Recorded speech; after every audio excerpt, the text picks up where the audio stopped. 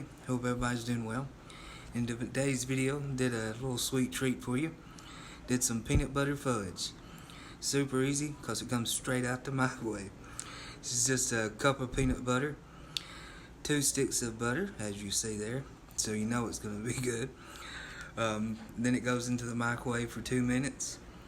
You'll take it out, stir it, then you'll go back in for 2 more minutes. Then you'll take it out. You'll start combining that slowly with your powdered sugar till you get it all mixed in. Then once you have it mixed, you'll put that into a buttered dish, probably a 12x8. Put that in your fridge, cover with a paper towel for 2 hours to let it set. Then once it's set and cooled, take it out, cut it into about 1-inch pieces or however big you want to eat it, don't matter. And then enjoy and serve, and then just store it in a airtight container, and it's good to go. Anyways, I love y'all. I'll catch you on the next one.